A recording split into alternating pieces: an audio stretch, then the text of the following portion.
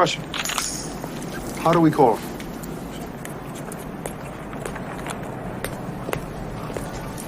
He gave us a signal.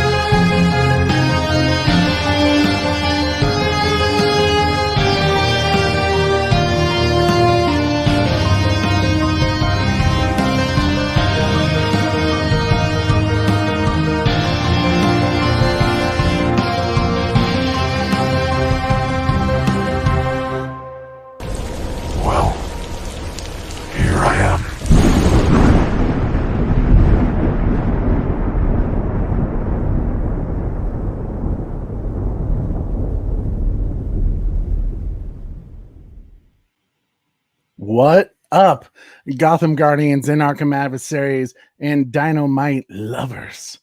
We are back live from the Batcave. It is your boy Trey of the Bat Channel with another special guest who you've seen before, and I was able to convince her to come on tonight. Ladies and gentlemen, you know her as... She with you? I thought she was with you.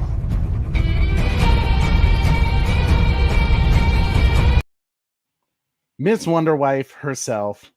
What's up? How's it going, honey? It's good. How are you?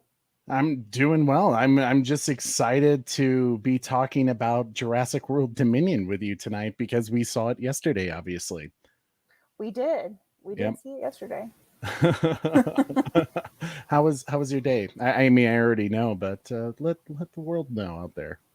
You know, work was work. Give you a regular dad answer. Work was work.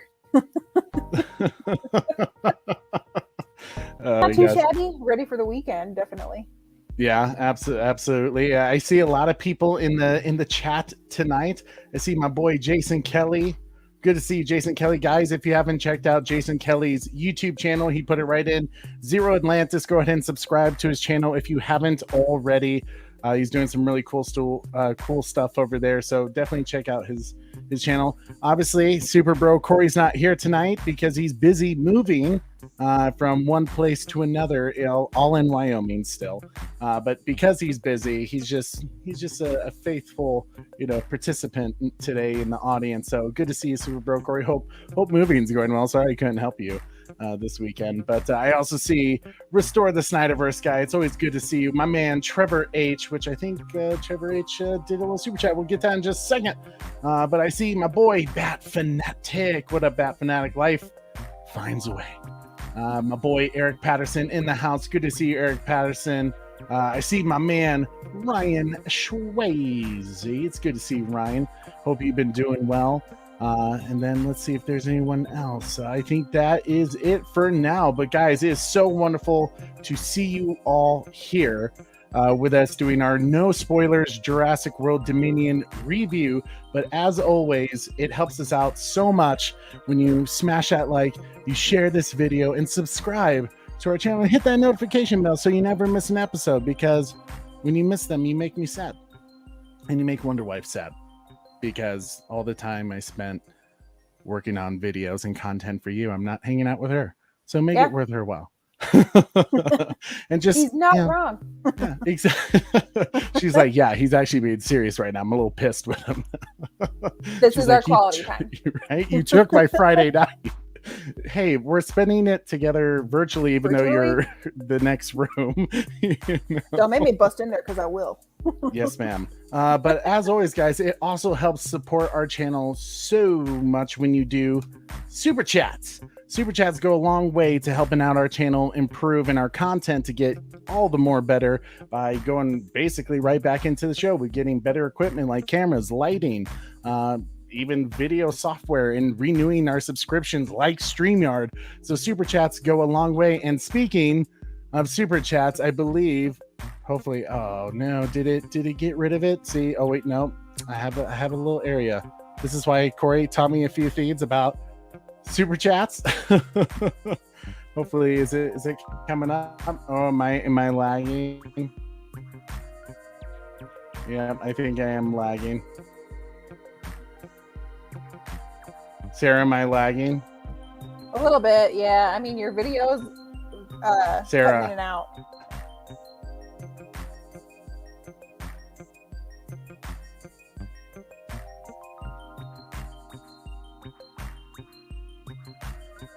Is that better? Ruh-roh. I think maybe I'm pausing because I can't tell if my thing is like loading so slow. Oh dear. It's gonna be one of those shows. Son of a nutcracker. Probably because we're streaming together all on the same thing. Probably. Yeah, I can't even hear you now. You can't even hear me Oh, now? is that me? Let me try something real quick. We'll see if it works. Oh dear. You knew it was gonna be a fun day, didn't you? Yep. It's one of those Fridays. There we go. Sarah, can you hear me? Yeah, I can hear you. Can you hear me? Okay, well, I can't even hear if anything's like going through. It's so weird. Like when you talk, I can't hear you. Oh, well, you can't hear me at all? Am I very laggy though? Like, is my Not lips anymore. moving with my words? Give me a thumbs up or a thumbs down. Okay, I'm just going to assume everything's going well then. This will be awkward. Basically, I won't be able to tell anything you're saying, but I'm going to lip read right now. But Trevor H says, welcome to the Bat Channel Park. That's awesome, with a $10 super chat. Trevor H, my man, thank you so much for that super chat. Because we're doing a Jurassic World Dominion show today, I figured I gotta make some Jurassic World, Jurassic Park themed super chat. So Trevor H, this is for you to say thank you. Thank you so much for your $10 super chat. And before you even knew what you had, you patented it and packaged it and slapped it on a plastic lunchbox, and now you're selling it. You want to sell it. Well, wow. I couldn't even hear the audio on that video clip. I don't know what is going on right now. Sarah, if you want, would you be so kind and tell them about our Saturday show for Obi-Wan Kenobi? I'm going to back out and then try coming back in to see if that helps. Well, Trey and Corey are going to do their usual Saturday live show at 12 Eastern time for their breakdown of episode 4 of Obi-Wan Kenobi. We watched that episode yesterday and it was pretty good. I wouldn't say it's the best episode yet, but we dug it for sure. Wonder if Trey's coming back in. I myself have quite enjoyed the Kenobi show.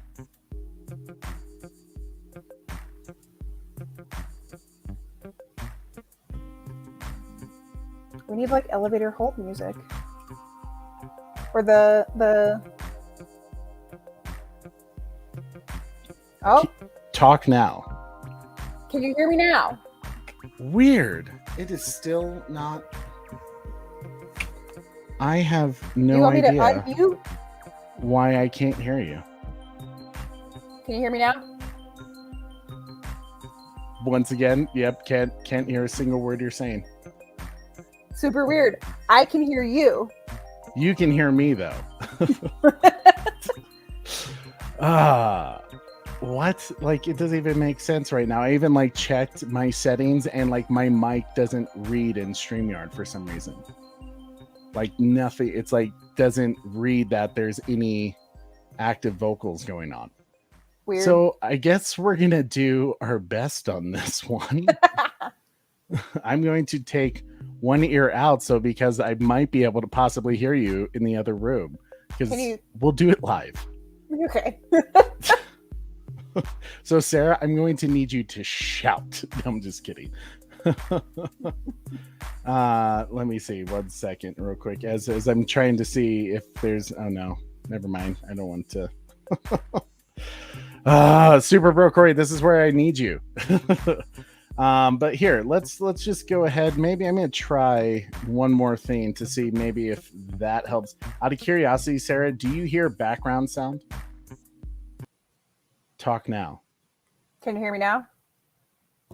I don't get it at all because it was like as soon as I hit that, that's when audio went out. But you can't hear me now? Anyways, we're just gonna go with it. But first I gotta reshare my PowerPoint. The beauty of live entertainment. Oh, nope. You're gonna see how busy my desktop is. Well, Trevor H, thank you so much, brother, for that $10 super chat. We can chat on here. I see what you're saying, sir. But yeah, anyways, you know, part of the fun for sure. I see my boy, Chad Snyderverse, awesome shirt tray, hashtag Team Godzilla. Absolutely. Yeah. Cause I love Godzilla. Godzilla is my jam. You know what? I'm going to try one more thing. Talk now. Hello. No, still. That is really weird. Anyways, we're just gonna go for it. This stream is one that's not recommended. Laugh out loud. Kidding. Well, you know, this is like the first time this silly shit has ever happened. I've had connection issues, but not this, which is weird. I'm not sure what else. But anyways, we're gonna go with it. Here we go. Sarah. So we talked about the Obi-Wan Kenobi episode 4 Star Wars review that we're going to do tomorrow with a new special guest, my cousin, Orkin Beans, who we were on a Twitch stream with playing Halo Infinite. Jason Kelly was actually there with us, and so was Skywalker the Jedi. It was a very, very good time for sure. But now we are going to be doing a stream with my boy Cody of Orkin Beans 14. He is a big Star Wars fan. I didn't realize my cousin was such a huge Star Wars fan. But he reached out to me after he saw one of our reviews and he was like, bro, I'm into Star Wars. Let's do this together. And of course, you know, we have Savage Bat coming back to do our next stream. And I think Super Bro Corey's going to be able to make it. We'll see. Hopefully I don't have this same issue tomorrow. I'll have to figure it out. But all things being equal, Zero Atlanta says we need more play sessions. Yes, we will. We're actually going to do a Star Wars Battlefront 2 after the season finale of Obi-Wan Kenobi. So we're setting that up. I'll probably have that all set up for tomorrow as we, you know, do the big announcement and show times and stuff. But yeah, we're going to do that. So it's going to be a good time. Jason Kelly, be on the lookout, my man. Zero Atlantis. It's going to be fun. But yeah, so make sure you set your reminders. The stream is already up. We'll do it at 12 p.m. Eastern tomorrow. It's just going to be a really, really good time, and I'm excited for it. Sarah, are you ready to get into the Jurassic World Dominion review? She's just like thumbs up. We'll do sign language. Is that a good idea? I think so. I almost wonder if it's this is going to be really silly. You know what? I might just do it. Sarah, as you talk about the cast, remember, we're not doing any spoilers. This is just us, you know, telling you guys we saw Jurassic World Dominion Thursday night, yesterday in theaters, and just want to do a quick review to tell you guys our thoughts. No spoilers, so don't worry about anything like that. We're going to do our spoiler review and breakdown a few days later after I've watched it again, and hopefully Super Bro Corey at that time has had a chance to watch Jurassic World Dominion, so he can join us as well for that. But for this, no worries. This is just if you're on the fence about seeing Jurassic World Dominion, are we going to convince you it's a bad idea? Don't waste your $10 or $20, depending on what theater you see it in. Or is it worth the $20 to see it in an IMAX or a Dolby theater? But as always, guys, to begin, we have to kick off this Jurassic theme just the right way. So here we go. We've entered a new era. Welcome to Jurassic World.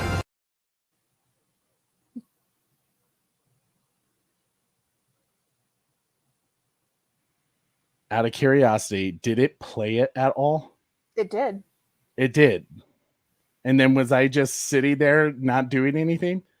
No, it took up the whole screen. And did it play or was it paused? It played. What is going on with StreamYard? StreamYard, get your shit together. Can you hear me yet? Well, literally, it said it was paused on my thing. Like, it didn't show that it played at all. Oh, that's weird. Are you listening to me through the door? I can't hear it. What did you say? Here's what we're going to do. Sarah, talk about the cast real quick. Just like, did you like the cast? Who were some characters that really came out and really, worked for you? I'm going to see if I can figure this out real quick. 1 second. All right. Well, guess it's Wonder Wife show now. So my take on Jurassic World, the newest one, I would definitely go see it in theaters. I think everybody needs the experience of seeing this movie in theaters. Other than that, I mean, like we talked about going to see it multiple times, and I don't know if it's going to be as many times as we had talked about seeing it.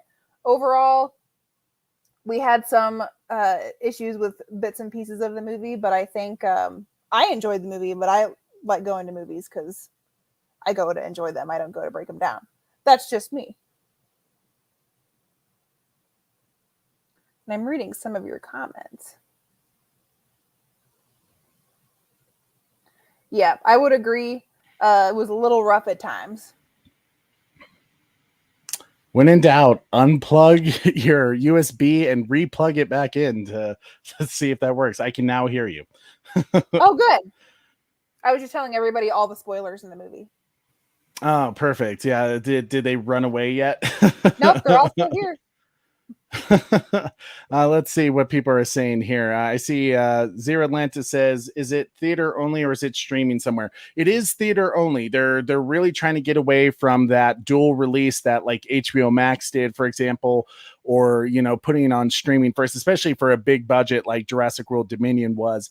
So it's only going to be on in the theaters. I heard it's going to be released digitally. I want to say late July. I think it was like July 28th that it was going to be released, so that you could purchase it at home, But in terms of it, will it be on a streaming service like Peacock? Doubtful. Is this Super Bro Corey just jumping in? He's just like, I saw this dude was sucking it up. Yep. Hi, Corey. What's up, Corey? Hurtful, man. What's Hurtful. up? How we doing? We're doing. Well, man. I mean, we're not doing, but we're doing. I know you guys are struggling a little bit today, but yeah, man. How you guys? I'm digging it. You guys are doing good. Keep it up. Didn't like Wonder Wife channel? What's that? You didn't like the Wonder Wife channel? Had to jump in? Yeah. Well, that's why I was coming on real quick because I thought the Wonder Wife channel was about to take over. So I was like, oh yeah, I'm all over that. You would be. Jesus. These guys are That's trouble. funny. But let's see here. How's Wyoming, bro? The move going all right? Oh, did he? He's already backing out. Yep. See, Corey's now having connection issues.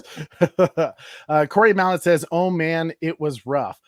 Corey Mallet, without giving spoilers, just give us like your three. Like, was it cast? Was it story? Was it video editing? Was it lack of dinosaurs? Or what was your issues with the Corey Mallet without giving spoilers in the chat? Zero Land said, you answered it right as I hit send. Oh. Ryan Swayze says, are you referring to Jurassic World? And Corey Mount says, yes. Yeah, the reviews I've seen so far haven't been good for it, Ryan Swayze says. So we're going to talk about a little bit of that. We're even going to talk about Rotten Tomato and what the critics are saying, even though I don't give a shit about what the critics say because they're generally wrong. I care about what the audience thinks, and we'll talk about the audience score as well. I did give them a little insight that we talked about going to see it like a million times, and I don't think we're gonna go see it a million times. Oh, you're kind of already breaking our review, huh? You're already skipping. Zero Atlanta says, I've been obsessed with redheads my whole life, so anything with Bryce Dallas Howard on a big screen is good for me. She is gorgeous. She is gorgeous. There's the handsome bro. 10 out of 10. Chad Snyderverse says, I thought the movie was all right. Definitely not anywhere near the level of the first, but I thought they handled the legacy characters well, and there was fun to be had. That's a wonderful point, Chad. And I think that's important to look at it. I mean, when it comes to the first Jurassic Park film, are you ever really going to, beat that film? I mean, in my opinion, Jurassic Park is like one of a film that could be considered a perfect film. The music was spectacular, the acting was spectacular, the story was spectacular, the editing was spectacular, the visuals at that time, especially, and even today it still holds up. So I look at Jurassic Park. If you told me, Trey, on the Bat Channel rating, where would you put that? Jurassic Park is at 9.99999. It's pretty much perfection in every sense of it. Out of curiosity, Sarah, what would you give Jurassic Park? Like, if you had to rank it on the Bat Channel scale, what do you consider Jurassic Park? I think I would definitely consider it a high 9, maybe like a 9.7. I do love that movie. You know me, I love my explosions and the loud seat rumbling scores. Yeah, so what would you give it as a rating then? Oh, like a 9.7. Oh, 9.7, huh? Okay. Yeah. I mean, I wouldn't call it the perfect film, but I don't particularly have anything off the top of my head that anything is wrong with it. Okay, that's fair. Corey Mount says they had all the pieces to make a great film, new cast, original cast, and the setup of dinos being out in the real world. I feel like they squandered it. You know what? There were definitely some missed opportunities in this film, and we'll talk about it. I still thoroughly enjoyed it, but here's you know what? It's because I'm a huge Jurassic Park fan. And to me, that's like one of my favorite films as a kid growing up. I think I can't tell you how many times I've rewatched it on VHS. Probably I watched it too young, but it's, to me, the Jurassic Park franchise and Jurassic World franchise is one of my favorites of all time. And I think my expectations were extremely high, especially that this was called the epic conclusion of the Jurassic era, not of just Jurassic World. They're saying of the entire franchise. This is it. This is the final film, at least for a little bit, before Universal decides, let's, milk this cow a little bit longer, and decides to do a reboot of, the franchise. Not so much, remakes and stuff like that, but just a new spin-off of it. Right. I mean, I would say, I think you went into that movie wanting it to be like a 20 out of 10. I did. Yeah. And that may have been my fault, because I created so many theories in my head of what direction they were going to take. And some of it they did, but they didn't. It wasn't the focus, which was the interest. And we'll get into that. We'll talk about the focus of this film without giving any spoilers away. But Zero Landis says, agreed, Trey, JP was a masterpiece. I think so. And see, Restore Snipers guy agrees. Corey says, just wanted to pop in and say hi. Have a great show. It's good to see you, Super Bro Corey. I'll see you tomorrow, buddy. Hopefully you can get everything set up. A 9.9 for Jurassic Park for me. Yeah, I agree. And then Zero Atlanta says, my favorite band's guitarist worked on designing some of the dinosaurs in the first movie. Totally a masterpiece in my view. Oh, what? Zero Atlanta. So you're going to have to tell us more about that sometime. You and I are going to have to chat about that, because that's freaking awesome. Are you saying he was on Stan Winston's team for Jurassic Park? Because if so, my man, we don't talk. Chad Snyderverse said, this movie did feel like it was lacking in dinosaurs. Blue was out of the picture for most of the film, and Rexy didn't really show up until the end. Yeah, there was definitely some things like that. Let's see. We have a new viewer. I think Caleb watches movies. In fact, I think I've seen you here before, Caleb. It's just been a while. Dominion forgot to make it about dinosaurs and made it about giant locusts.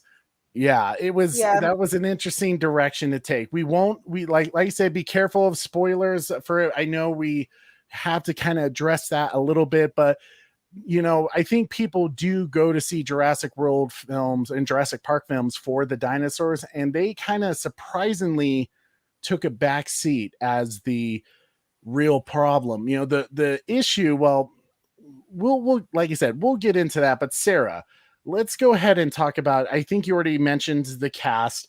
Who was there anyone who was surprising to you that you were like, oh my god, this is where it was at? Like, this character was phenomenal.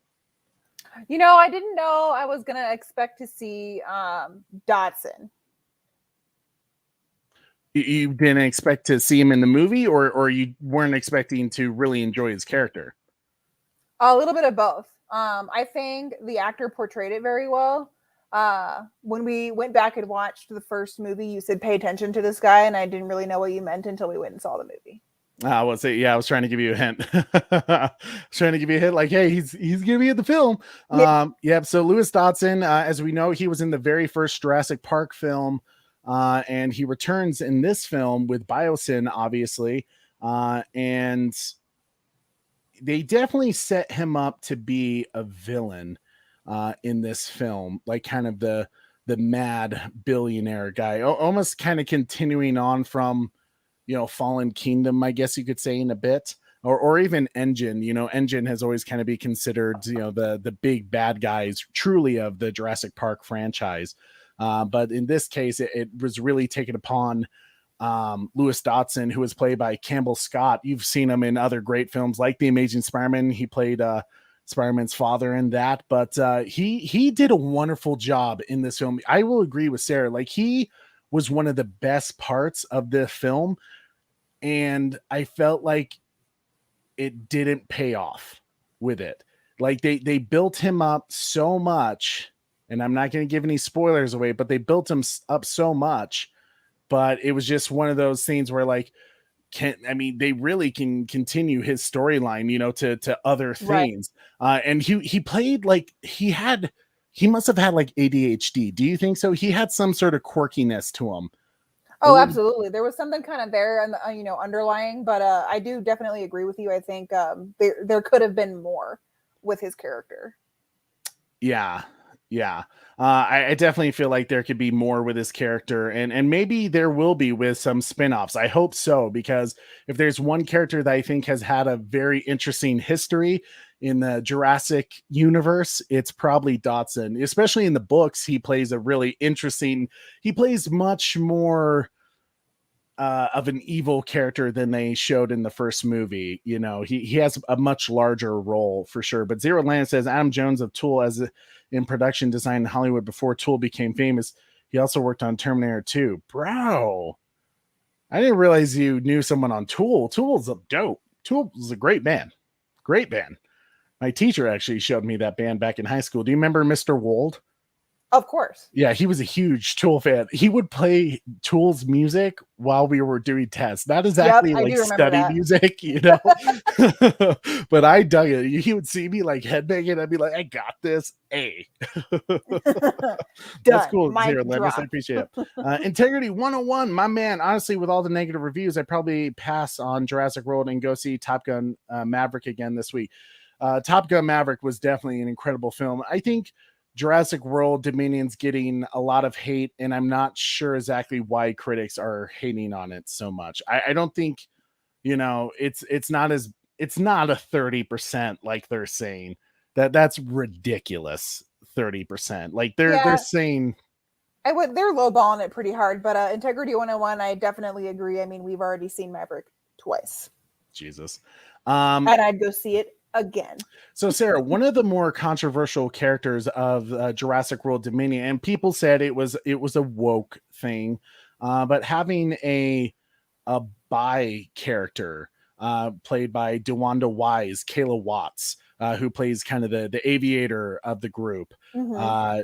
What did you think of her character? Did you get the feeling of, because you don't really pay attention or look for those kind of woke things. You are just there to be entertained. And that's what I love about getting your takes on things, because I see a lot of movies, I review a lot of movies. that topic is always kind of in my mind because I know it is a hot topic. Did you get the sense as just a general audience member that her character was woke, or that, people just need to be quiet about that? No, I mean, I don't think she was woke at all. I mean, it was, you don't really, like, if you're not super sensitive to that stuff, you don't really realize it until the end of the movie because it's not in your face. So I think they did it quite well in this movie. And because I have a feel for stuff like that, I gathered that once her character was kind of introduced, and I liked that she just added a certain, I wouldn't say a complete comical relief, but a definite like sass to the movie. And you know me and my sass. Yeah, I do know you and your sass. Oh man. So Corey says it feels like Fallen Kingdom, which I was a massive fan of, setting up an interesting theme for Dominion to be able to do, and instead they went backwards for me. I can see where you say that. I felt a similar way that there was something that they kind of said it in Jurassic World Fallen Kingdom, where like you can't close Pandora's box. It's out there, and they did a certain thing in that film that wasn't very Jurassic. It wasn't really like it was kind of an outlier in that universe, with the character Maisie. And I was like, it's interesting. I'm not sure if this is going to work for Jurassic World and that whole franchise, but let's see where they go with it.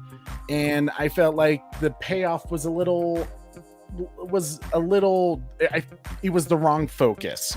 It was the wrong focus, especially for the final entry, supposedly, of the Jurassic World franchise. Best teacher ever sounds. Yeah, the Mr. World was a fun one. Nothing much integrity, just chilling, waiting for an imminent Snyderverse. Oh, you already know. But Sarah, with the rest of the cast, how did you feel to have the legacy cast with Sam Neill, Jeff Goldblum, Laura Dern all returning, and the interaction without giving anything away? I mean, obviously, based off the trailer, we know they come together at some point. But right. Did you think it was kind of an Avengers level event, right? Like where you have the original group and the new Avengers kind of coming together. Like, did it satisfy that moment? Did it hit it on the nail? Not really. I thought it was going to be a little bit more climactic than it was. Okay. Yeah. So you felt like even the big join up was a bit of a letdown. A little bit. Yeah. I mean, I think they built it up well. I think there could have been more of a dramatic scene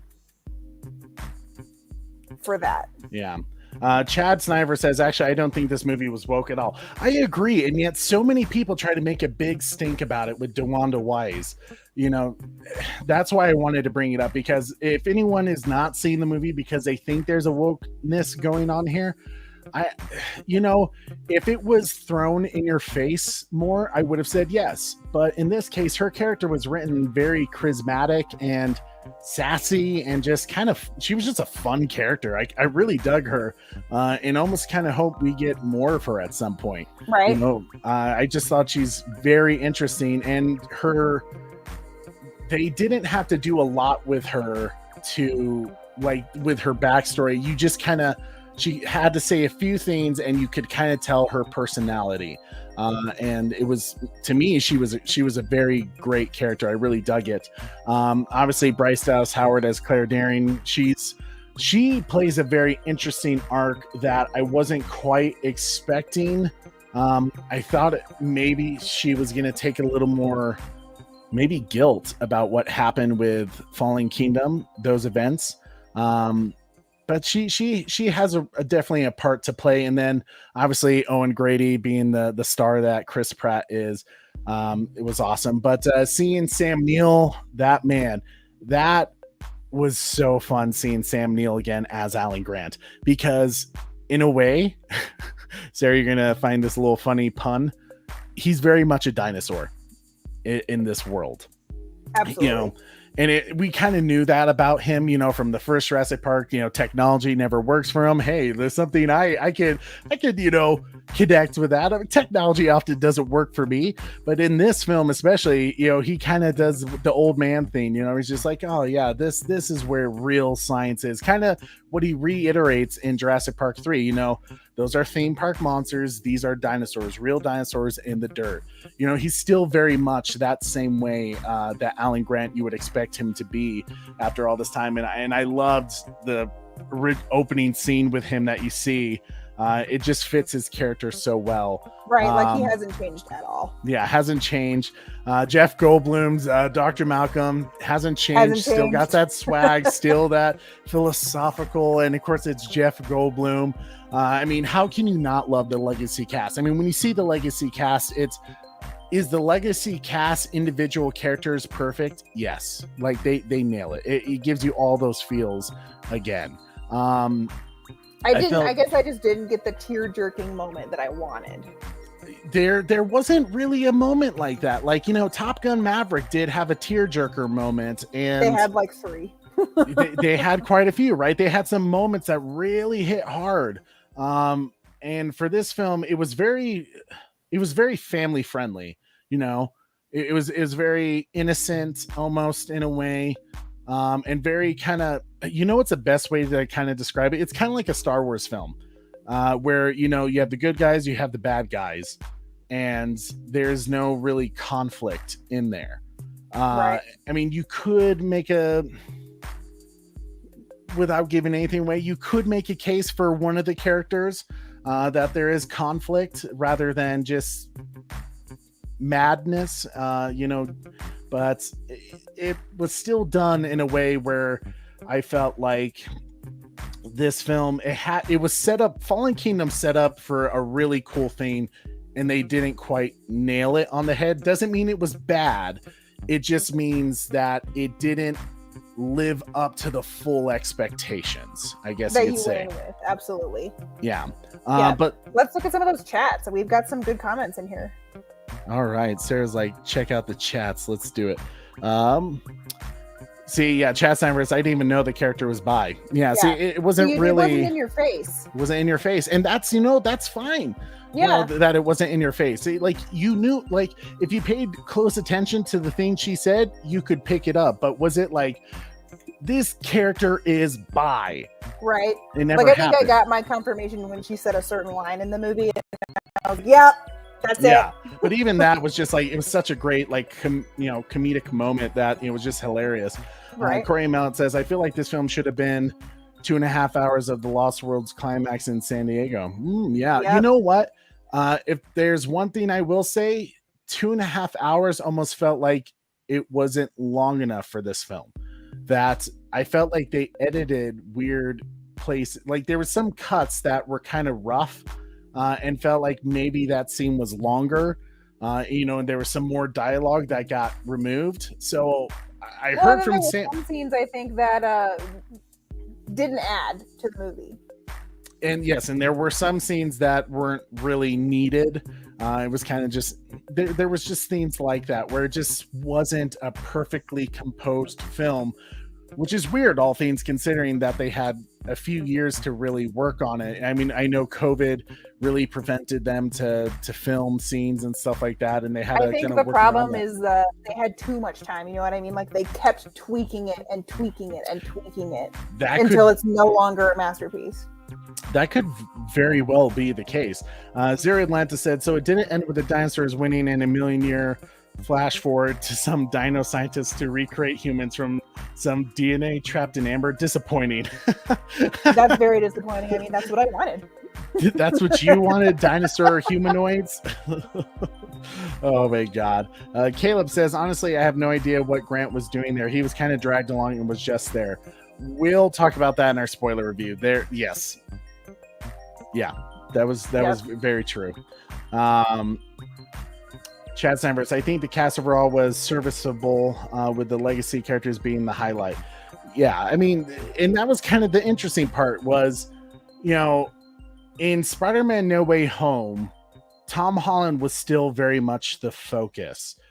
the legacy characters played a very supportive role. In this, the main characters of the Jurassic World franchise, in some points of the story, kind of took a back seat a little bit. It was kind of interesting, and I'm not saying that was a bad thing. I'm just not sure. Done justice to the legacy cast. I mean, if you bring in the legacy cast, you don't want to see them for 5 minutes and then there they are. Oh, and there absolutely. They go. Like, yes, when they needed to be very much a part of this story, but I feel like in some cases they needed to have a better reason to be there. Right.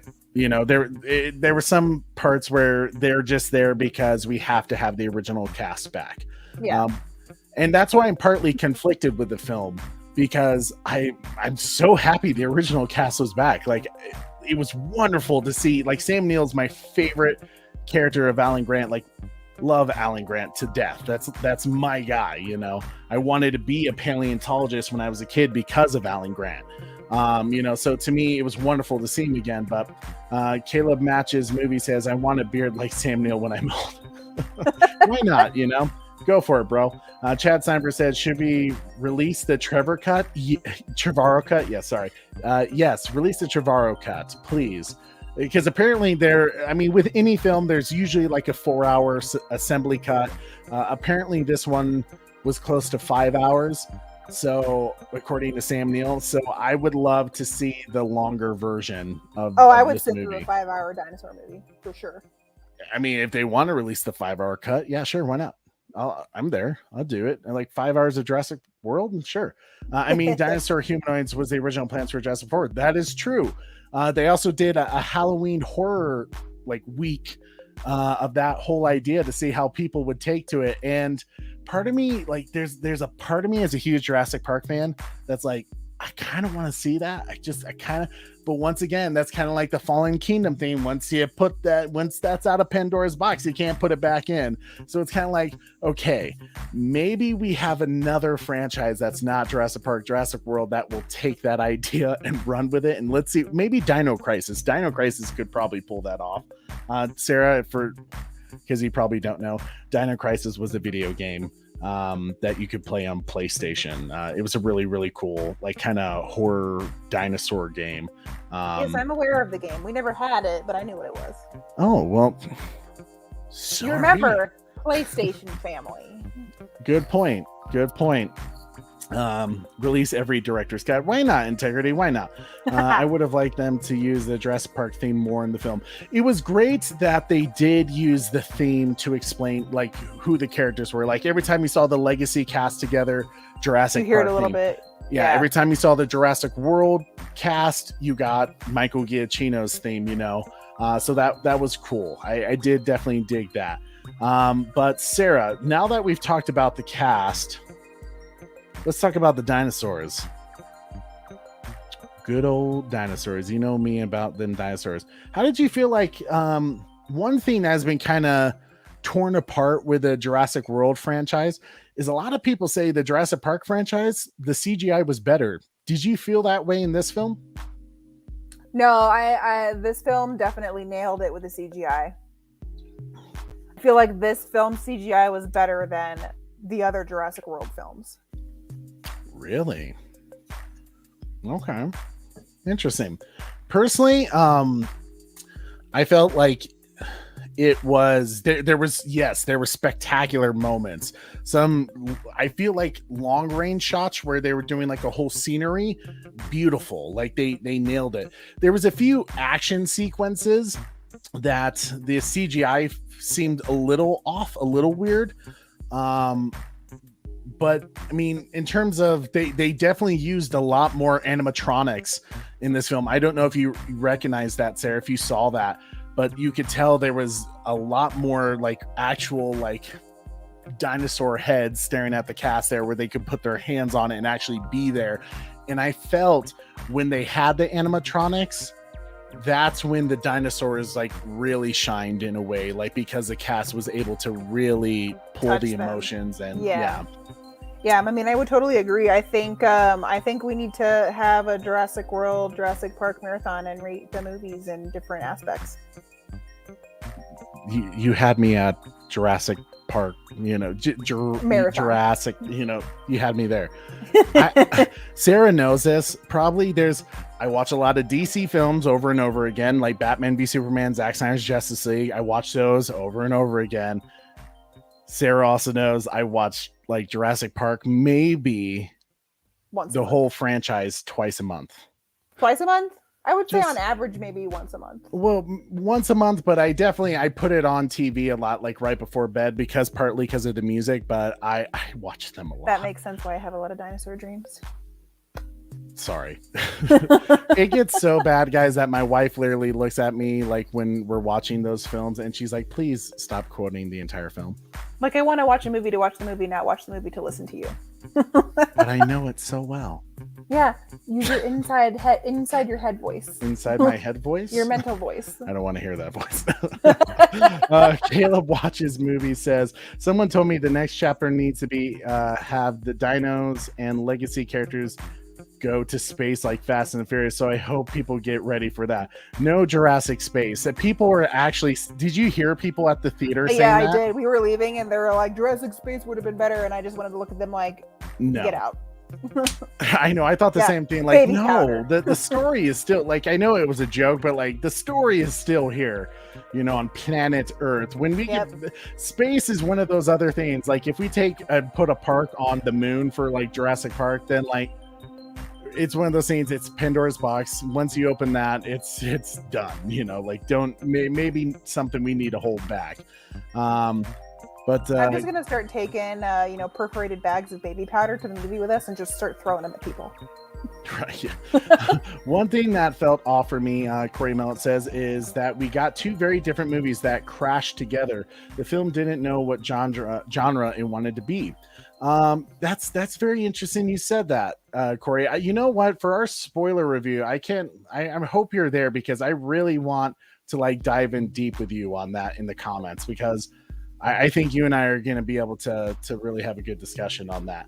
But yeah, there was definitely, this is where I say the film lost its focus from the previous films. It's almost like they got caught up on a tangent on something else. Like rather than staying focused on the storyline that was leading to, there was a tangent of a cool idea, and before there was no follow through. Yeah, and before they even knew what they had, they packaged it, and now they're selling it. They're selling it, But yeah, that's a good point, Corey. Chad Sniper says Rexy is basically just Godzilla at this point. Yeah, Integrity says, I wish they could quit trimming movies down 4 times. Let the film be however long it needs to be. If it ends up being over 2.5 hours, maybe split up into 2 parts and release it back to back. That's an interesting I've thought. said that for years. Yeah, that's an interesting thought, though, Integrity. I hate watching directors' commentary and hearing a director say, we love the scene, but we had to cut it for time. Yeah, I hate that excuse, I think too. that's 99% of the time. Yeah. Every director goes through it, but it's unfortunate when they do. Totally agree, Integrity. In the age where we marathon shows and movies, runtimes are not as important as they used to be. I mean, clearly they're not, right? I mean, just to use as an example, but Lord of the Rings. Lord of the Rings made over hundreds of millions of dollars, and they were 3-hour films in some cases. So I mean, Return of the King like made a crap ton of money. Like, so it doesn't really matter. People will go see if a movie's done really, really well. Chad Sniper says, I'm just glad the legacy characters all got good endings. This was definitely a better sequel trilogy than that other one. Are we talking about Star Wars? Agree. Well, if we're comparing it to that, I know it's apples to oranges, but like in terms of sequel trilogy, absolutely. Jurassic World, trilogy was far superior than the sequel trilogy of Star Wars. I'm 100 billion% behind that. Zero Lana says, Jurassic Park, we're back. Crossovers. No, we're back. The only space reptilian I want to see is Space Godzilla in the Monsterverse. Ooh. You don't want to see Gigan? Gigan could be cool, Chad. Especially if they like redo the design. I could dig, Gigan. You lost me. Sarah's like, what the hell are you talking about? That's because you haven't watched any of the 60s Godzilla films with me. I'm going to get you on that, though. Integrity says, I'm a simple guy. When I watch a Jurassic Park film, I want to see some raptors scare me to death and some T-Rex feed on some humans. You know what? That's fair. That is definitely fair, Integrity. So, Sarah, do you feel like we kind of talked about a little bit without spoiling anything? Do you feel like the dinosaurs, were they the focus of this film? No, I definitely don't feel like the dinosaurs were a focus of this film, which is really a letdown. Because you go to a dinosaur movie to watch dinosaurs. Yeah, and the fact that they called the film Dominion, almost suggesting that the dinosaurs, it was going to be more dinosaur. Yeah, that they were really truly running our world rampant, basically. And you did get some of that. You did get that in the beginning. They actually even pulled some footage from things we've already seen, like the battle at Big Rock. If you guys haven't seen that YouTube short of Battle at Big Rock with Jurassic World, it's a great, honestly, that was where my expectations were. I was expecting them to go further in that direction, and they didn't. They kind of went in a direction I wasn't expecting, and not in a good way. I think that it was kind of in poor taste that this was not as a dinosaur heavy movie as I think it should have been and could have been had they done it right, especially for how good the CGI and animatronics were. Oh, absolutely. I love what Integrity says here is that breaking news. You go to a dinosaur movie to watch freaking dinosaurs. Hashtag agreed. Absolutely. But, one thing I will say about this film, honey, is I loved how many dinosaurs there were. Oh, definitely. Different how many types. Different ones? Yeah, yes. The Atrociraptors, some of the dinosaurs with feathers, like the Pyroraptor. Oh my God, the Pyroraptor. That might be one of my new favorite dinosaurs just from the Jurassic World franchise. That thing was cool. That was the red feathered velociraptor looking thing. Sorry, I have to remember that my wife does it. Like when I say dinosaur names, if I knew it's what not T-Rex, Pyroraptor was. You knew what the Pyroraptor was? Yeah, you were looking that was at me like I was ones. crazy there. Like, what is he talking about? I mean, you are crazy, but yes, no, I knew what you were talking about. That's during that one scene, that was probably one of my favorite scenes. I think they also could have done more with that scene. Agreed. Out of curiosity, what did you think of the Giganotosaurus? I do think it was pretty dope. I mean, they did a really good job with the design, and I think I do like it. I just think, again, they didn't do enough with it. Yeah, I think they created such in a weird way, right? Like Rexy is a character, right? Rexy is a beloved character. Blue is a beloved character because they have personality. The Giganotosaurus had personality, and I really dug it. This theropod was just super cool. Just a really awesome carnivore. And I felt like they didn't pay that off well enough. No. I mean, he's supposed to be king of the castle, right? And I feel like they didn't do that justice. Yeah. There were definitely some scenes that you felt like, okay, we had to do this because people are just expecting this to happen. And there wasn't I felt like in the other Jurassic World films, there was lead up to the big dinosaur battles, right? There was a reason for it, rescuing, or there wasn't just here's a fight just to fight, other than Jurassic Park 3 with the Spinosaurus and the T-Rex, right? But even that kind of had a little bit of purpose to it. And it was in the middle of the film. It was to really just show that the Spinosaurus is the big dog, of this island of Isla Sorna. And they kind of did battles just to say, hey, because you want a dinosaur battle. It wasn't exactly purpose to it. Right. It's kind of like, as they tweak, like I said before, like they kept tweaking and tweaking the movies. It's like they either had the good battle and took it out, or they got to the point where they realized oh shit, people are going to want to see this. sprinkle that in there a little bit and call it good. Yeah. Ooh. So Zero Atlanta says they really should have pulled an Avengers Infinity War and have the dinosaurs win at the end. Sure. I think that would have been good. That would have been, you know what? I actually didn't I say this to you last night? I said this felt like a part one, of a conclusion. I felt like it. I mean, it even at the end of the movie, I think they left it open potentially. I think so too, but see, that's where I say I feel like the marketing was wrong for this film. The marketing calling it the epic conclusion, the end of the Jurassic era, leading us to believe this is the end of Jurassic Park, Jurassic World films for at least some time. There should have been better closure on the story. Exactly, like the closure that we were expecting, we didn't quite get, or it wasn't as satisfying as you were expecting. There's a lot of open questions that I left wanting more of the film. This is actually a really good question, and I don't know if I can answer it. Sarah, Integrity 101 says Jurassic Park 1993 or Jaws 1975. Which one would you choose to watch? Which is between the better the film? Two of them? Yeah. Oh, which is the better one? Yeah. I don't know if I can do that. I'm gonna have to go with Jaws because it's got sentimental value to me. Oh, because it was our first date?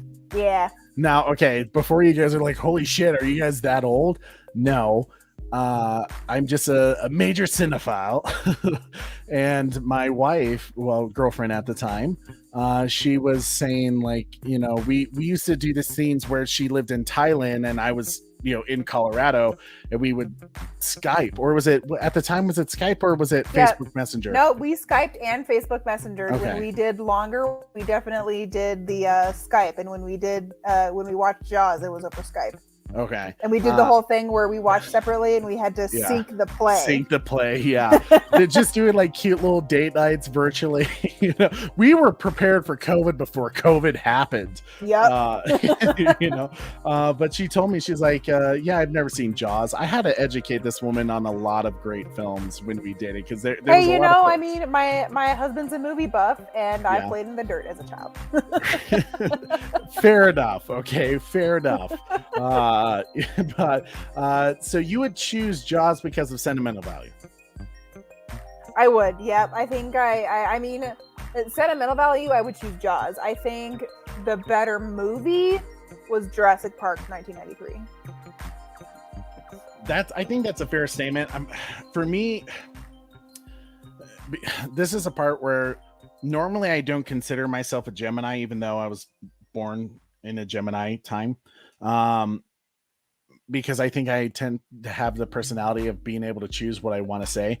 Yep. But this is a case where I'm going to pull my Gemini card and I'm going to say they're both perfection films. Like, they're both perfect films. And the reason, I mean, the only thing that would have made Jaws better, a better budget, and it was really constrained by the times. But when you look at a 1975 film and you say, it still has rewatch value to this day, like, hell yeah, Jaws is amazing. But for me as a kid, Jurassic Park I was born a year after Jurassic Park. So I was like born into the fandom basically. And it was like one of the first films I can remember watching at a very young age. And I remember just saying to myself, I want to be Alan Grant. And that's why I have crap tons of Jack Horner books, and I've met Jack Horner a million times, who Alan Grant was based on. I was a Jurassic Park nut. Like, my parents would literally be like, what's this dinosaur? And I'd be like, Dad, don't you know the Velociraptor's really not that tall? They're actually like 2.5 feet tall. They're not that big. I'd have to explain those things to him. I was basically a dinosaur walking encyclopedia. So I'm going to pull Gemini and say both. Zero Atlanta says, as in they regain dominion over Earth. Yes. Jaws, hands down. Corey says Jurassic Park. Interesting. I would have thought you would have said Jaws, Corey. Chad Sniper says Jaws is a masterpiece. They both are, really. I still think one movie idea, and I heard they actually discussed it a long time ago. Then if they want to reboot Jaws, the one film they should make is Jaws, the Indianapolis story about Quint, a prequel to Jaws with Quint, because that literally is a story about Jaws. millions of sharks, right? Zero Land says, my guilty admission, I've never watched Jaws. It was released the year before I was born, so it was never really on my radar early on, and I just never got around to watching it. Zero Atlantis, if you're going to call yourself Atlantis, you should know all the great films of the ocean. I'm just kidding. Go see Jaws, bro. See Jaws, Jaws 2, and maybe end stopped there. Yep, I would say stop there. Yeah. I still watch the other Jaws films because when it's Shark Week, I just want to go on a shark tangent. And when I run out of shark films to watch, I'll bite the bullet and watch 3 and 4. Right, they're on your shark back burner. Yeah. Corey says Jaws is amazing. Integrity says I've had to educate my wife on all kinds of music and movies. She educates me on life. She's like, honey, movies aren't life. Jurassic Park was the Avatar of 1993. Amazing movie. Dinos were real. Yeah, absolutely. Corey says I wrote a treatment for that. Oh, all right. In Jurassic Park 2. Yeah, it's awesome. So overall, Sarah, you think with the dinosaurs that they while this CGI was phenomenal in your mind, you wanted more dinosaurs. Absolutely. I think so. The dinosaurs were great. The CGI was great. The animatronics were great. I wanted more dinosaur.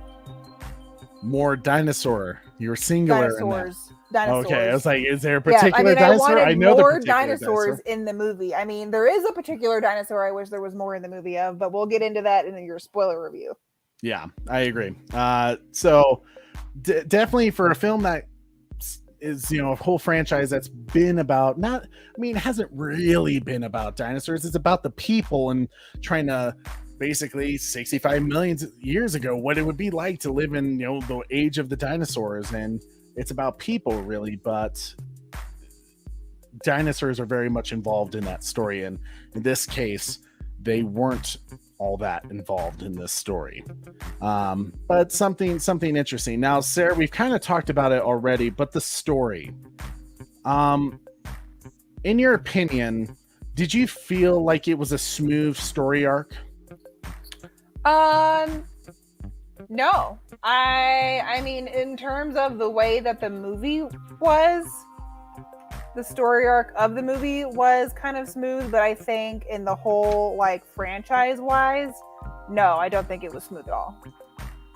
And why do you think that was? Was there, without spoiling anything, what were some things that took you out of the moment? I mean, I can't really talk much about it without spoiling everything. I mean, there was definitely some aspects of the movie that didn't relate to previous movies at all, or little details that were mentioned in previous movies they made into a big deal in this movie. It was definitely I think they could have gone a certain direction, and they started to, and then totally veered off to the left. Okay, that's fair. Do you feel that the story from Fallen Kingdom to this one, did you get satisfying answers? Because Fallen Kingdom really opened up a new world, a new direction. It really became Fallen Kingdom basically really opened the door to be Jurassic World truly. Did you feel like we got the Jurassic World that they were setting up? Towards the end of the movie, I did. Towards the end of the film, you did? Yeah. I think I did a little bit at the beginning with a few scenes here and there, and I think that was where I was kind of okay, so they're building it up, and then it kind of that's where it veered to the left. I thought we were going to get more of the world part and less of the way that they went. Integrity 101 says, have a good weekend, guys. With all the drama on other channels lately, I've really come to appreciate this channel, keeping things fun. Zack Snyder's Justice League 2 is inevitable. I'll talk to you guys there, man. Integrity, as I always say, brother, you never disappoint, and I appreciate it, man. Thank you so much for hanging out with us. Hope to see you tomorrow for our Star Wars show. Yeah, man, I know it can, a lot of people, I try not to be too negative on things. I like to be somewhat positive, or to find the goods and stuff. So I appreciate that at least some people notice that. So thank you so much, sir. That means a lot, Integrity. Thank you. Hope you have a good night, man. It's good to see you. Corey Mallet says, I miss the Velociraptors being the big bad. Yeah, I think they felt like they kind of did it with the Atrociraptors a little bit in this one, but yeah, I mean, certainly I feel like they kind of like it's been there. We've done that not once, not twice, but 3 times with, in some cases, 4 times with Jurassic World, with the Velociraptors being the big bad. I feel like they were like, yeah, we can't do that again. We got to figure something else out, which was fine. They found another way of going about it. It just wasn't quite what I was expecting. Corey says, stoked for Rebel Moon. Ooh, Rebel Moon's gonna be good, man. Absolutely. So Sarah, with the story, did you feel like you were like, man, I want more? Like this wasn't an end for me? I will say that to a point. I do want more, but I don't think I want more of that story. Okay, so you're like the direction they went for this one. You're like, I don't want more of that. I want them to get back to. So give us an idea. What would be? I know you can't spoil, but which makes it super hard. I know it makes it super hard. We're speaking so cryptic right now. But give me an idea. Jurassic World 4 or Jurassic Space, however you want to call it, Jurassic Galaxy. If someone said, Sarah, make us a Jurassic Park film, what would be the core of your film? I think it would be, like humans coexisting with dinosaurs and kind of living with that. And, we didn't get, I guess, a whole lot of that in this movie. We didn't get the everyday life. Yeah, we didn't get the everyday life. Like, I want to see everyday life, and I want to see, I wouldn't say more drama, but I definitely want to see like more action, like the YouTube short that you talked about. Like that was a small snippet of what I thought they were going to go in the direction of. And so I want kind of more of that. You know what I mean? That's fair. We gotta restore the Snyderverse guy. $10 super chat, my man. Thank you so much for that $10 super chat. He says it didn't feel like an epic conclusion.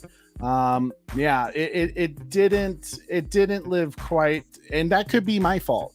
I mean, I'll give it that. I'll give this film that opportunity. So now that my expectations in a way have been, I don't want to say lowered, but have been recalculated into, okay, this is the story they're trying to tell in this film, rather than all the cool ideas of me constantly theorizing what they're going to do next, the direction they're going to go, to the point where I created my own Jurassic World 3 film that I really liked.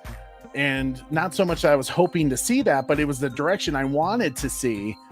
And we got this other thing. And now that this wet rag of a film. And it's like you said, it's not a bad film at all. It's just not the direction I thought they were going to go. It didn't focus on the themes I thought they were going to focus on. But it's just one of those scenes where it's like, okay, like maybe now that I'm prepared for that, will I see other themes, more clear, that I'll be like, okay, yeah, I can find appreciation for that. Because I think I had certain things in my mind that needed to happen and I didn't get it. But right, and I'm pretty sure like at the end of the movie, when everything was said and done, I think I turned to you and was fully expecting you to have the reaction that you did. Oh, really? Because I was kind of, I like at the end of the movie, I'm like, he is disappointed, and just like I didn't even have to look at your face before I knew that. Like this was not a movie that you would consider a masterpiece. Yeah, that's fair. But Restore to Signverse guy, thank you so much for that $10 super chat. This is for you, sir. I'm sorry, this isn't possible. This is we just dug up a new skeleton. Well, I could compensate you by fully funding your dig. And this is a very unusual time. For a further 3 years.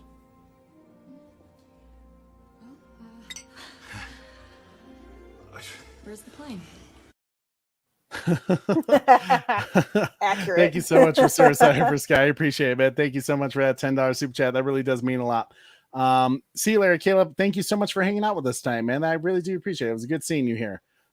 Really appreciated your comments and your thoughts on things. So overall, kind of disappointing, you would say. What were some, give me things you did like, generic things that you did like. I mean, we already talked about like the dinosaurs and how many different ones there were. I did like the basis of the story, I guess I would say. The direction they were going was definitely, I think, more relatable to reality. We did talk about that. Yes. Thank you for remembering that. Because I think that's important. They definitely went in the direction where it's like, okay, so like, yeah, I could see that being a real problem. And seeing some like that happening if this were to actually be a real life situation. And they provide, they went through the whole solution to that. And I think that was not a bad storyline, but I think it could have been more of a background story instead of the main story. That's fair. Okay. So like you said, they made it more realistic in terms of the problems that we're dealing with rather than so much coexisting with dinosaurs. But in this case, it was an engineered problem from humans. It was a self-made problem. And you could say, well, Trey, the dinosaurs were brought back because of humans. So that's a self-made problem too. Yes, but the world in which the two problems were presented differently. Yes. Rather than it being coexisting, the issue became greed. Yes. Greed for power. Yep. It was definitely a power grab, 100%. Yeah. And that was my biggest issue with this movie, is that the story was about greedy people searching for more power rather than here we are trying to survive a world where dinosaurs are taking dominion over our world again. Is it possible for us to try to coexist, or are we in this conflict between man versus beast? And it wasn't like that you, story. You interrupt or upset the ecological balance. Exactly. Twice in two different ways, instead of the one time that could be livable, the other one not so much. Yeah. Yeah.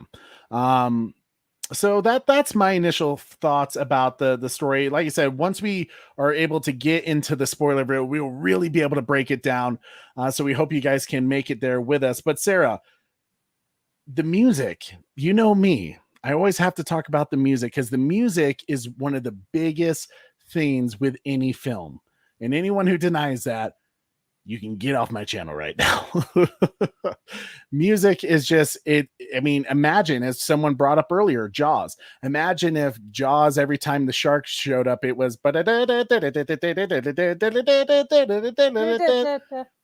a Western tune playing. You would be like, this is ridiculous. Yeah. Like, no, every time you see a shark on anything, any kind of show, whatever, you hear that da-dum, da-dum. Yeah. Like everybody that's ever, not even like people that haven't even watched Jaws, because I'm pretty sure I knew about that before I even seen the movie.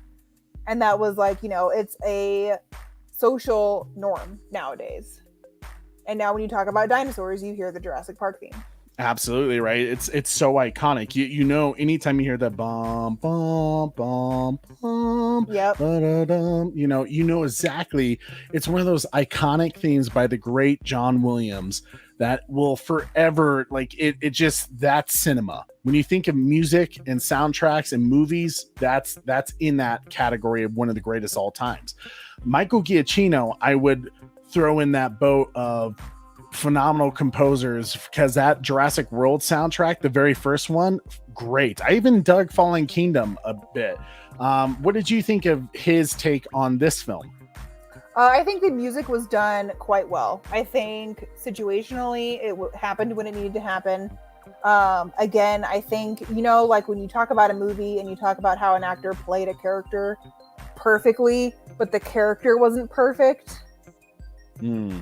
I think the music was perfect. I think where the music was in the movie was perfect. I think because the movie wasn't perfect, that kind of downplays the music being perfect. Okay. So maybe just great music used at the wrong time, which is important because that's part of the music editing Right, process. exactly. Like, those tear-jerking moments that, the moment could have been more emotional had there been more intense emotional music. That's fair. Okay. So in terms of the 3 Jurassic World films that Michael Giacchino's worked on, which was his best music for the franchise? The first film, Jurassic World, Jurassic 2 Fallen Kingdom, or Jurassic World Dominion? I would not be able to fully answer that, honestly, because it's been a hot minute since I've seen the first Jurassic World film. Probably not as less recent for you. But I think, going back and looking at it, it's probably going to be the first one because, the first movie in a series, I guess, is always going to be the best one because then you're just replicating it later. But I think the first movie was definitely probably number one for me for music. Yeah, you know what? I think the first film was. It's difficult to say because the first film was spectacular with the music score. Fallen Kingdom over the years has really grown on me because I when I first saw it in theaters, I remember thinking the music was a bit outlandish and kind of over dramatic, with the big operatic choir going on, especially when you see the Indoraptor. Yep. But in a way, it is very much I guess you could say a weirdly godly thing because here they created this dinosaur that is so, it's really the downfall of humanity in a way, right? Like it could wipe us out if it was ever able to populate, especially when Camp Cretaceous and the Scorpius Rex is able to, reproduce asexually and stuff like that. It's kind of a scary thought. It's almost like Indoraptor was like a xenomorph of the Jurassic franchise, Right. Like, yeah, I would totally agree. I think the music for the second movie was done quite well, especially, in that first scene when they're leaving the island and they're pulling away. Yeah. We both get choked up. Don't do that every time. And I think it's also because, the music just really makes you feel. Yeah. That Brachiosaurus scene's like, why did they have to kill my dinosaur? I love the Brachiosaurus. Yeah. Oh no, Super Bro Corey. Sorry, Trey, requesting permission for a flyby. # Top Gun Maverick. Corey, you're not going to be happy with me. To make space for all of our Jurassic World super chats, I removed the Top Gun ones. I'm mad at you now. You're mad at me. Disappointed! Exactly. I'm so disappointed in you right now. We're gonna have to Corey, I'll at least give you this. This will be for you. Somebody save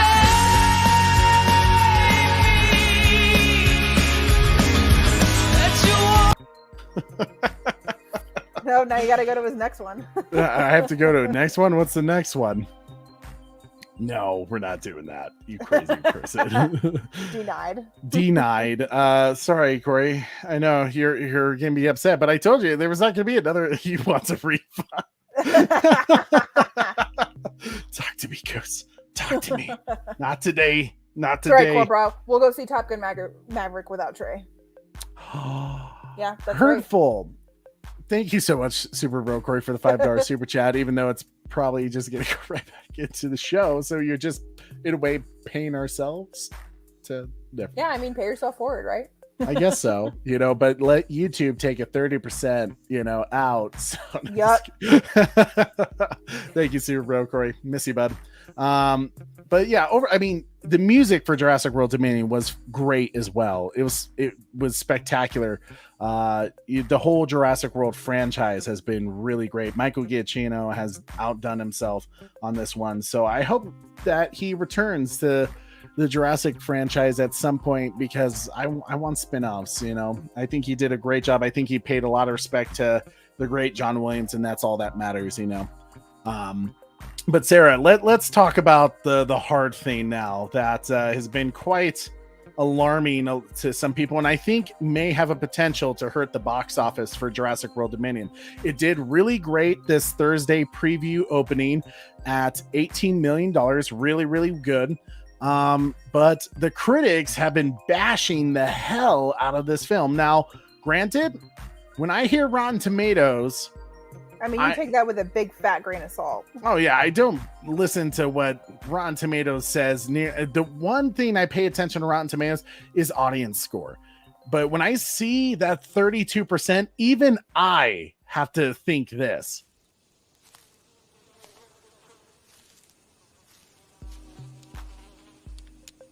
That is one big pile of shit. Well, like, Agreed. What the hell I would have are to they agree. thinking?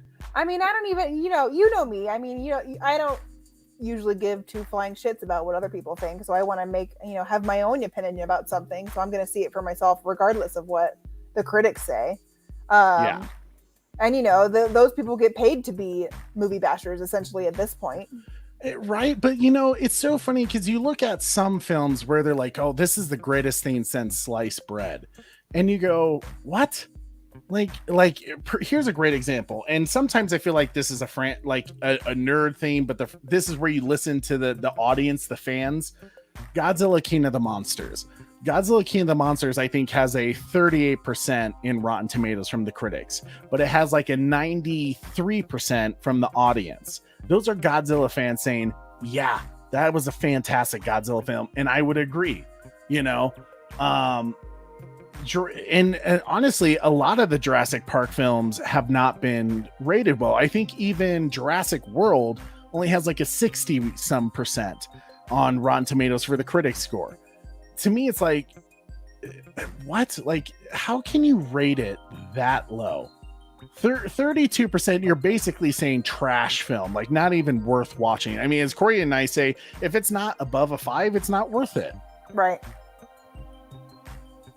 It's to me, it pisses me off. So guys, when I tell you, please do not listen to the critics about Jurassic World Dominion. They are so full of shit. It's not even funny. Pay attention to the audience score. It's at an 80% currently. I took that just before our show, a screenshot of that just before our show. So it's currently on 80%. And I think that's fair. I think anything above a 7.5 and up is fair. Or 75% if you want to go by Rotten Tomatoes. Anything above a 75, I think is fair. I think if you get below that, like, okay, yeah, maybe you're just not a fan of the franchise, but to be below 50%, now you're being mean. So don't listen to the critics. They're full of crap. I plan on going seeing Jurassic World Dominion again. And honestly, when we do our spoiler review after I've seen it a second time, I think I'm going to be able to come at it and say, okay, these were my expectations. I set the wrong expectations for this film because in my mind, I created my own film. This is their film. And now you kind of got, your expectations are more grounded. More, not so much grounded, but it's now, okay, this is what they had in mind for their story. Rather than me coming at it wanting to see the things I expected to see, right? Yeah, I'm now seeing it. This is their story that they're trying to tell. Yeah. And now I'm going to be able to pick up on some things more. So that's how I'm going to come out at my second viewing. Now that my expectations are in check, not lower, just in check to where, okay, this is their story. I think I'm going to enjoy it a little more, but I'm going to be honest with you guys during our spoiler review. If I didn't enjoy it more, like right now, Sarah, without giving a too specific score, like maybe, we usually are specific with like 8.3, 8.10, stuff like that. What would you give? Let's give a letter grade for this. What would you give Jurassic World Dominion? I would definitely give it like maybe like a mid B, like a solid B. A solid B? Yeah. Like I did enjoy the movie. I mean, there's definitely things that I disagreed with and think that they should have gone a certain way with that would have been better because I've seen the other movies so many times. You're welcome. But yeah, I would definitely say like a solid B. I don't know if I would probably have to see it again a second time to give it like a closer like B minus, B plus. But I Okay. think a solid B, like right in the middle, would suffice. Hey, Trevor H is saying B for that. He agrees with you. Wonder Wife. Restorative Sniper's guy is saying B minus. And then my boy Baffanac saying B plus. Okay, so he thought it was on the cusp of an A. That's fair. All right. So it sounds like everyone is so far they're agreeance with this audience score, which is like, it's a B rating. And I think that's fair. I don't think this was a masterpiece in any way. In some cases, it is a masterpiece. Like you said, kind of like with the MCU. I don't consider most individual films. What's an 8.10 score? Can you tell I've been at work too long because I'm looking at, I was working too long and now seeing ratings like that. No, I wasn't going to mention it, but Corey did it for me. Geez, Super Bro Corey. He never misses a moment to troll.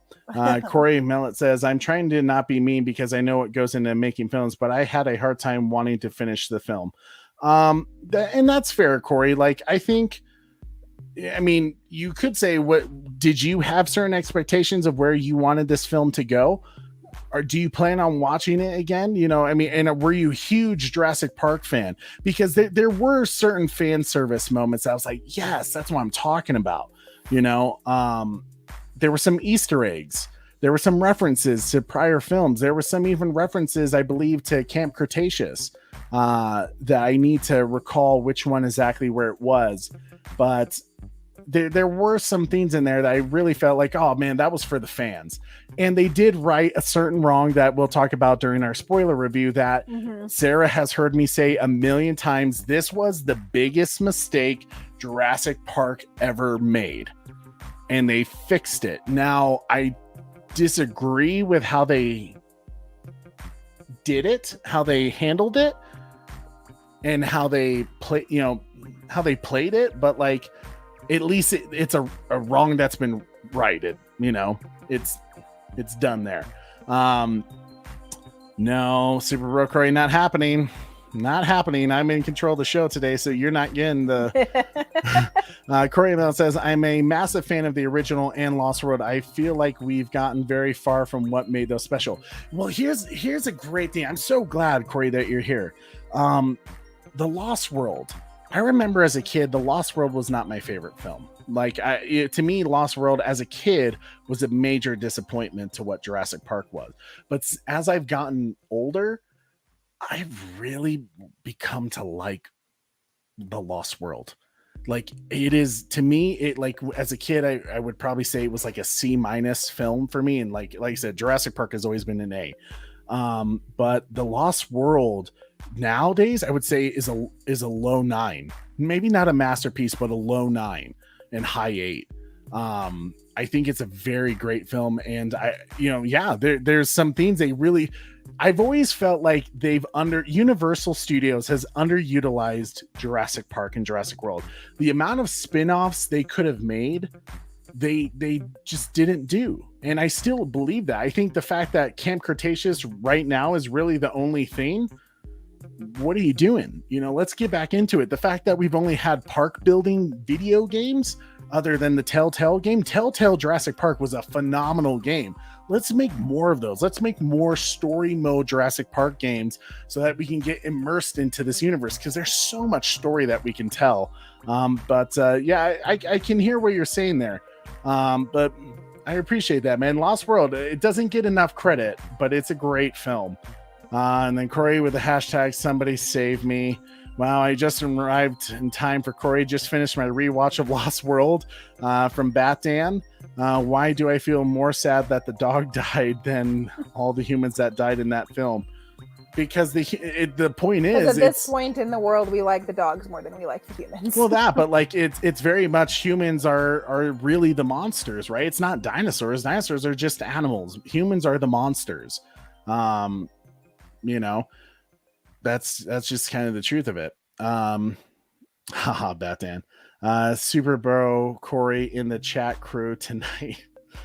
Oh God, Super Bro Corey. So Sarah, you think Rotten Tomatoes critics are full of shit and they need to take a chill pill? Yep, I would agree. I agree too. Now, Sarah, as we always talk about the theater experience, we're theater shills. Deal with it. I'm always about the theater experience versus waiting to see this, at home. While the comfort of your home is very nice, Sarah, as we wrap up our review, our non-spoiler review tonight, was Jurassic World Dominion worth seeing in theaters? Yes, absolutely. I mean, I do think that it's definitely a movie worth seeing in theaters, and you definitely need that experience. I mean, you need the experience of the chair rumble and the big screen and the audio.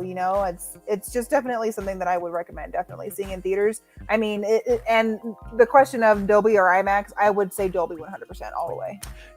And here's a perfect example of that is my Wonder Wife and I actually saw Top Gun Maverick in Dolby first and then in IMAX. And not that IMAX isn't cool with a giant screen, but there is something that about your experience when you feel the chair rumble, when the jets fly by or it takes off the aircraft carrier. In this case, when the dinosaurs are stomping and the T-Rex roars and you feel your chair rumble because of that roar, like Dolby or whatever your best audio theater is for this film, see it in Dolby. I agree with Wonder Wife Sarah. This film, regardless of what the critics think, is worth seeing in theaters because personally, I think there is no other better way to see a Jurassic Park film than on a big screen because you can see a giant ass dinosaur and the surround sounds of the jungle or wherever you're at, and then hearing the dinosaurs stomping around. Like, come on. Like, yes, see it in theaters, pay the $10, get the really cool popcorn tin that Sarah and I got. Which she it is keeps a super trying cool to take popcorn from tin, me. and it is massive, and I've called dibs. I've claimed it. You can't call dibs on it. It's mine. Yeah. How many times did you use my Wonder Wife tin from when we saw Wonder Woman? I think I get your tin for like a year. No. I'm gonna absolutely hide it. Not. No. Absolutely not. you don't get it. Batman says, we learned from Man of Steel and BVS that critics can go fuck themselves. Yeah, basically, Batman. So guys, our spoiler review will happen sometime next week. Right now, trying to think possibly Monday or Tuesday. We would love to have you guys there. Be on the lookout for it. Hopefully Super Bro Corey can see it too and give us his honest opinion about it. We'll also discuss, is Jurassic World Dominion the best film of 2022? Was it the best film of the Jurassic World franchise? We'll give it our full rating after we see it again. And now I look at it through different eyes. Currently, right now, it's at a B- for me. You can figure out what score I would give it from there because you know how we do things here. But we'll talk about it, right? We're going to get in deep with it, and we hope to hear you guys, especially as we discuss more about the potential future projects they could do in the Jurassic World franchise. So we hope to see you guys there. Make sure you set your reminders as soon as our show goes up. But, there we go. Tomorrow, once again, we are doing our episode 4 Obi-Wan Kenobi breakdown review with special guest, the Savage Bat. You have seen him before on our show. He is absolutely amazing. You guys can set your reminders for that show now and also subscribe to his channel. And also, we got my cousin Cody, Mr. Orkin Beans 14, who's going to be joining us on the show for the first time. I'm so excited to have him. It's going to be a damn good time with Orkin Beans. And I'm curious because he's a big Star Wars fan, and I didn't know that about my cousin. So that's going to be pretty fun when we talk about it. But please join us for that tomorrow at 12 p.m. Eastern. It's going to be a good old time just talking about all things Force sensitive. But guys, thank you so much for hanging out with us today. Wonder Wife Sarah, is there anything you want to leave off? I mean, pretty much said it all, except without saying anything. Right. Saying it all without saying anything. That's how we do no spoiler reviews. Go see Jurassic World Dominion. Go get your tickets to your local theater and just support cinema because we're bringing it back. That's how we do. Guys, thank you so much for hanging out with us today. I am your host, Trey, with Wonder Wife Sarah. And don't forget to tune in weekly. Same bad time. Same bad channel.